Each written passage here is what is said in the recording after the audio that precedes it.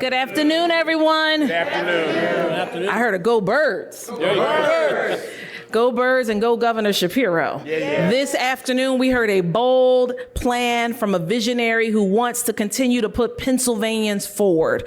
We heard from our governor after 2 successful budgets of investing more in schools, cutting taxes for our seniors, making sure that Pennsylvania is a place where you want to live, flourish, grow, build your family, how we can build off of those successes this afternoon. We're so appreciative that in addition to the record investment that we put into our public schools, Pennsylvania House Democrats and Pennsylvania Senate Democrats, we will build off of what we started. What you saw in the 2024 budget is going to continue in the 2025 budget because we have a momentum of a record of accomplishments for the people. We are so excited that our governor wants to continue to work with us to tackle our biggest problems of the hour. He wants to make sure that we are solving our affordable housing crisis by investing $70 million into the programs that will help us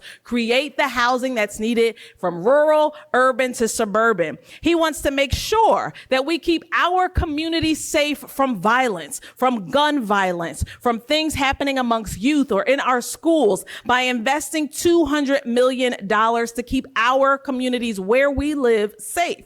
He wants to make sure that we also do what needs to be done to keep our economy going by investing in mass transit. Hello, SEPTA. Hello, Port Authority. Hello, every community across the Commonwealth where they need to get our children to school, folks to work, and of course, those who are seniors to their doctor's offices. We have a responsibility in making sure that the outlined priorities that Governor Shapiro shared today are a part of all of the concerns and challenges that we face all across Pennsylvania. In order for every family and person to thrive, we have to make sure we don't let up, we keep our foot on the gas, and we work together and do not allow any disinvestments in our communities. I'm hearing that my colleagues from across the aisle and across the building are saying the same old, saying that we can't afford to invest in Pennsylvania. Well, my question to them is, if not now, when? If not us, then who? If we don't step up to the plate and deliver and rise to the occasion of the fact that because of our investments, we have no more public school teachers. Because of our investments, our children are getting free breakfast every day, not trying to learn on a hungry stomach. Because of our investments, we have seen people stay in the Commonwealth of Pennsylvania even to pursue higher education. But we've got to do more, and we are not going to wait. So with that, welcome to our budget press conference. Please join me in welcoming my friend, our leader, the gentleman from Montgomery County, Representative Matt Bradford. Good afternoon, and thank you, Speaker McClinton, and thank you for the energy that you brought to match our governor. Obviously, we've had 2 very successful years with a very pragmatic governor who recognizes the challenge of divided government. But we're going to meet the moment again. House Democrats working with our Senate Democratic allies recognize the challenges we face to continue to sustain what we've been able to make a down payment on. But we recognize now more than ever, Pennsylvania needs to be more competitive, lean into the fact that we need to grow this economy. We need to make smart investments, but we also need to reach across the aisle to our Republican friends who obviously talk about the need to make business tax cuts and make this business climate more hospitable to grow and invest in Pennsylvania.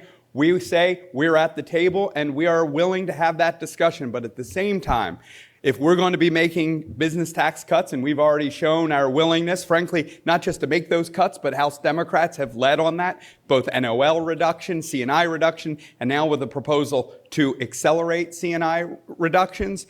If we're going to do that if we have those abilities, then we need to also make sure that we're making our constitutional obligation to deal with education funding. It's about the next generation of Pennsylvanians. It's about our workforce. It's about our competitiveness. And it's about our constitutional obligation that we're no longer going to put on the backs of property taxpayers in the forms of taxes that are too high and that schools are not where they need to be in Pennsylvania. Now, I realize that there will be some questions that we're going to take at the end of this, but I am so glad that we are joined here by our Democratic leader on the Senate side, Senator Costa, who brings a Western, a Steeler-centric perspective on this day. Birds fan today. We are all Pennsylvanians. We are all Governor Shapiro fans. And with that, I'm going to turn over our good friend, Leader Costa. All right. Thank you very much, Leader Bradford and Speaker McLean. Thank you for having us here. I'm joined by a number of my colleagues who you see here today from our Senate Democratic Caucus. And again, we're very pleased to be able to join with our House Democrats to be able to talk about an important message that we heard from Governor Shapiro. We're excited about what he's put forward along those lines. But I'd be remiss if I didn't say, in terms of setting the stage for today, to build upon what we've done, I want to commend the House Democrats for the measures they put forward that came over to our chamber, many of which we weren't able to get done, but a lot more could have been done. I want to say thank you, Leader Bradford, Speaker McClinton, for setting the table for us to be able to do the things that we achieved over the course of the past 2 years. But, as the governor said, our work is not done. I'm pleased that the governor put forth what I deem to be a serious, a comprehensive budget that talks about the important things of what Pennsylvanians want us to talk about. It was comprehensive in the nature that it was a longer budget, but it touched upon a number of things. Most importantly, about the desire to build upon what we've done, to continue that growth. The growth that Pennsylvania has been experiencing in a variety of different spaces that we must continue. But it's also about investments that we talked about. Governor talked certainly about the investments we made in education over the past several years, but how we need to do more and how we need to maintain our commitment as we described what the Commonwealth Court told us we needed to do and the Funding Commission has said we have to do. Our work is not done in that space. But also as it relates to some of the things that are important to our caucus, our child care. I know my colleague Senator Schwenk is here and so many others have been advocating for a long time. It's not all we need, but I think it's a good step in the right direction. But it's going to allow our kids to have quality individuals working with them in child care settings, but also some of the other things with our home providers, our community home providers to take care of our seniors and the like, how important those things are. I can go on and on and on with the list of things, but at the end of the day, we have opportunities to be able to continue to grow Pennsylvania. That's what's exciting about it. And Senate Democrats are pleased to join with our House Democratic colleagues and Governor Shapiro to tackle the many challenges we have going forward. So thank you for having me, and I look forward to working with everyone here. It's now my honor to introduce the chairman of the House Appropriations Committee. You all know him, Jordan Harris. You're welcome, buddy. All right. So a few minutes ago, you heard our colleagues on the other side of the aisle, another chamber, opine on why we can't do all of these things. I sat on a panel last week where we were talking about literacy and how important literacy is to Pennsylvania. And on that panel, I said that next week the governor's going to have his budget address, and immediately after his address, you're going to hear people talk about why we can't afford to do the things that are outlined in the governor's address. My question to my colleagues is, well, if we can't afford that, then what is it that you're willing to cut? Are you willing to tell all of our seniors and folks who are going to get health care that their health care is too expensive for us to cover? Are you going to tell all of those children who are going to schools, which many of those schools have infrastructure needs? Are you going to stand in front of those parents and tell those parents that their children's education is not important enough? Are you going to look at all of the folks across Pennsylvania who cannot afford the rent because the rent is too damn high in many places in Pennsylvania? Are you going to tell them that we can't afford to make housing more affordable in this Commonwealth? Listen, people are going to tell you what we can't afford, but what we're here is to tell you is why we can't stop.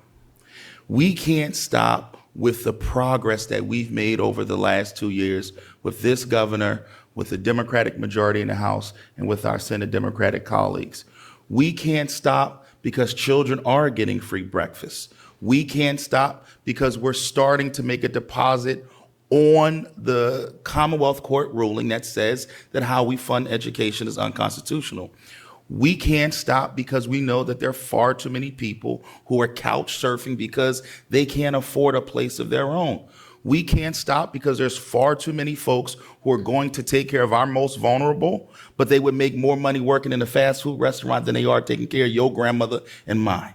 We can't stop because all of these folks are depending on us to make these significant investments that help us grow the economy and grow Pennsylvania. Now, listen, we are not wasteful spending. That's not what we're doing.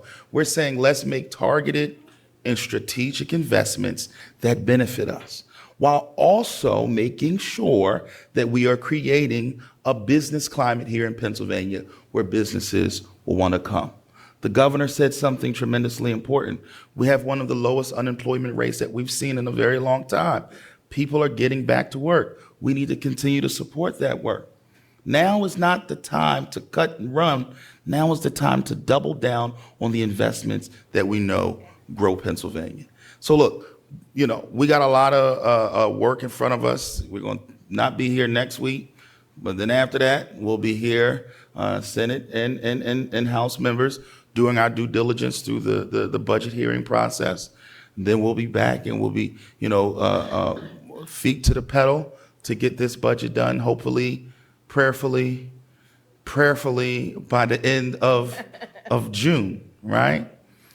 But let's not allow the political rhetoric to get in the way of all of the progress that we've seen that touches everyday Pennsylvanians. So I want you all, when you leave here, to go ask our friends that say we can't afford to invest, ask them what they're willing to cut. Yes. Ask them who they're willing to turn away. Ask them who they're willing to turn down. And ask them which of the most vulnerable Pennsylvanians don't deserve this investment. That's the question that we need to be asking. We ain't stopping. We're turning around. We're going to keep going forward because we see the vision for all of Pennsylvanians and all of God's children to make sure that this dream that we tell people about is actualized in this Commonwealth. And with that, to close us out, he got on Dallas Blue today. I'm going to let him live. I'm going to let him cook. I got on Democratic Blue. Okay, it's Democratic Blue. My colleague over in the Senate, the Democratic chairman of the Senate Appropriations Committee, Senator Vincent Hughes. Democratic Blue, brother. Go Birds. Go Birds. Well, 3 times so it sinks in. Go Birds. Go Birds. All right, what we've had from the governor today is a calm, thoughtful budget and policy proposal that builds on the successes of the last several years. There's no tax increase. In fact, there's a tax reduction. That's right. There's no budget-busting conversation in this proposal. And in fact, it keeps Pennsylvania moving forward. Every indicator that means something to the people of Pennsylvania, from education to health care, to housing, to economic development, to job creation, and in fact, putting money back in people's pockets, whether you be a business person or whether you just be a regular old folk, a regular old Eagles fan, all right? I see you. You see me? It puts money back in people's pockets. That's right. It makes the right investments at the right time. We could go on forever. I'm going to use Jordan's term, we could opine on this for a long time, but we're not going to do that. We're going to go about the business of doing the work. We must understand that we have even an extra responsibility here. Well, Governor Shapiro provided us in terms of the substance, in terms of the style, in terms of delivery. There's a sense of calmness, thoughtfulness, and a vision to move all of Pennsylvania's people forward. You compare that to the chaos that's happening in Washington, D.C. What Governor Shapiro is doing is, in many respects, trying to put a shield of protection around what is happening in Washington. And let's be real clear, folks. We just heard that the executive order for eliminating the U.S. Department of Education has been finally drafted. The cuts for health care, job creation, environmental protection, all of that are looming in Washington could force us back here in a very short amount of time to have another conversation. That's very real. So let's be about the business right now of embracing what we heard from the governor, which is a tax reduction, an investment in Pennsylvania's people, and an effort to move us forward, building on the successes of the last couple of years. Let's do that. Let's get into that. And as Chairman Harris said, don't fall for what we heard, they always say that. They always say that. Or as President Obama would say, don't fall for the okie doke. That's right. All right? Let's keep this progress going forward. We can get this done on every front that was provided for us. There's a legitimate pathway home for everything to keep Pennsylvania moving forward and put dollars and resources back in folks' pockets and keep the investments going forward. Thank you all very much.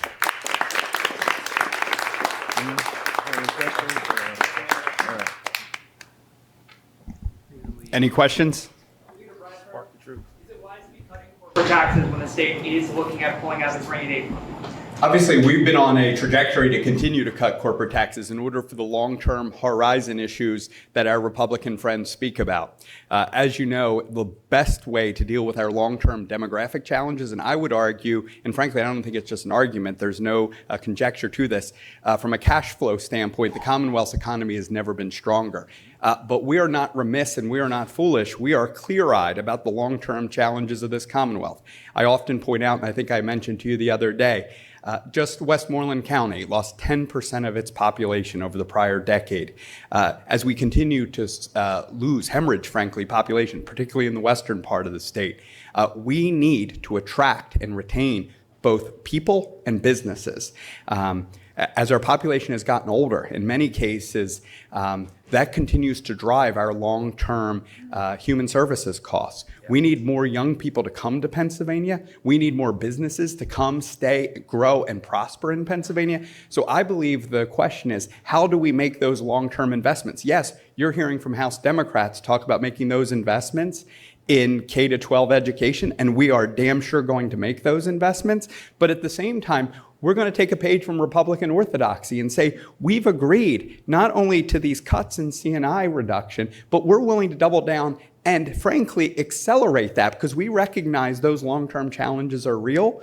But in order to do that, we're also going to do what Jack Kemp and Ronald Reagan and Republicans for decades talked about, that if we're going to lower rates, we're going to broaden base, we're going to close loopholes, we're going to make sure that everyone's paying their fair share. So yes, I believe it is good public policy. I believe it is prudent public policy. I believe it is wise to make sure that the long term of this economy is balanced by making sure that we grow and invest this economy in both the workforce and in the people of Pennsylvania. And yes, a progressive Democrat's going to tell you also in the employers and job creators of Pennsylvania. We can do both.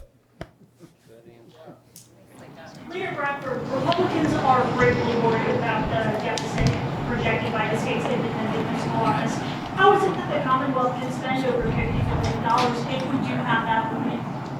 So again, I would point out, from a cash standpoint, the economy, frankly, has been stronger than it's been in the last dozen plus years in the Commonwealth. Now, I would point out that while we've had Republican control in both the House and Senate, the architects of those prior budgets that frankly haven't given us the horizon of the economic growth that we would need should really also take a little look in their mirror if they want to be so worried about these 5-year projections.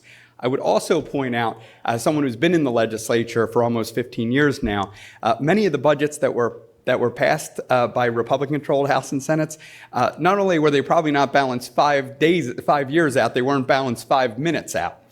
So let me say this. We need to be fiscally responsible. And other folks, listen, and God bless the chairman, he's 100% right. This is I say it's a humble 102 in the House. This is a humble Pennsylvania Democrats with a governor who is prudent and wise. We recognize those long-term challenges, and that's why we want to bring the business community on board with permitting relief, with tax relief. And we want to say to our Republican friends, we recognize that we're going to need you to meet us halfway. So I think the prudent thing is to make those long-term investments that will drive those long-term revenues that this Commonwealth needs. Again, I believe the time is right, and frankly, that is a bipartisan, pragmatic, and prudent approach to the challenges that our Republican friends point out. Leader Bradford, this is going on multiple years of trying to regulate skill games, trying to legalize adult use cannabis. Some complaints that maybe we need some more leadership from the administration to bridge the divide between us two. Are we confident that we can get things done this year? So I would point out that House Democrats have shown a path forward on a lot of tough issues. Listen, I heard the stale fights. And again, I'm not really into the recriminations and relitigating past fights. Listen, we proved on issues like permitting reform that House Democrats would move past the stale rhetoric and the stale food fights that we've been having for decades in this building. We've been able to do that on C&I, on business taxes. In fact, you're seeing House Democrats double down on that. We will meet Republicans halfway. Now, I would be remiss, and again, this is not acrimony or casting blame, that our Senate Republican friends told us over a year and a half ago that a skill games bill would be forthcoming from their caucus. Now, I say this as someone who recognizes the 102 that we have. Sometimes you can't do things with just your own caucus votes. And it's about time for the majority caucus, maybe in the Senate, to look to Leader, I'm looking for you, Jay, and I'm losing you. On the floor. I'm losing Leader, but look for the Senate Democrats to be part of the equation and how you pass bills in the Senate. We can no longer pass bills with just the far right or the far left or the ideologues on one side or the other. We need moderate, prudent, pragmatic leadership that's willing to look for both sides and find where you find 26, 102, and 1. We can continue to have the same fights over and over again. They serve no one's good. We can do skill games. I am confident that even at 102, House Democrats can get that done. On the issue of adult use cannabis, there is real diversity of opinions among our members. But one thing House Democrats have proven time and time again, as we come together. Why'd you look at me, though? Just look at me. If a suburban guy from Montgomery County and my friend from the Southwest can put it together, we can put it together. House Democrats have learned at 102, and sadly on a day like today where we're reminded we're at 101, we recognize that we have to reach across the diversity of our caucus and the diversity of our chamber. We need to stop beating ourselves into the same wall, having the same stale fights. We need to move Pennsylvania forward. I think the good chairman is exactly right. The leadership offered, frankly, by Governor Shapiro is about being pragmatic, about being prudent, about how you move forward without regard to party. I don't want to belabor the point. There is the will. If you let the will of the body move on these issues, I think there's no doubt that there's 102 votes for a skill games bill. There's 102 votes for an adult use bill. House Democrats will show the way in the House. I would say it's time for the Senate to show their hand. And by the way, not just on those two issues that you raised, it's time for them to show their hand on what minimum wage will they pass. Right. Let's see what minimum wage they will pass. I know there's more than 26 senators who say they support a minimum wage increase. Let's see what that looks like finally. One more question, please. Rebecca. Do you think that the state needs to be more conservative in the final budget deal this year because in anticipation of federal cuts? I think we all need to be clear-eyed about what's going on in D.C. This is not a partisan comment. This is the reality. 72 hours ago, we were being told that all federal dollars were frozen. God knows what the next 72 hours will bring. But the reality is, and I've said this to my caucus, and I know there is real concern on many of these issues in my caucus. With the current leadership in D.C., we don't know what the next 4 years will bring. And we don't know what this Congress will allow. And frankly, what the courts will allow. We are clear-eyed about the challenges in front of us. We do not know what the federal government will do. What we have to do, what Governor Shapiro has shown the way is, we will take the challenges in front of us and we will govern. That's what we do here. In divided government, we've proven we can do that, and we will continue to do that. What the impacts of federal policy will be, we have no idea. On our workforce, on our economics, you would need a crystal ball, and frankly, I don't even think you can project rational thinking on it sometimes. So what we're going to do is look prudently, pragmatically about how we deal with our long-term demographic challenges I mentioned before, how we grow this economy, how we invest in Pennsylvania, and how we show a real example of what adult, mature leadership looks like, where you go and you tell people this is what governing looks like, not regard to party or partisanship or favor. You do the people's business and you leave the acrimony for the politics and the politicians and election season. This is the time for governing and serious people. Great.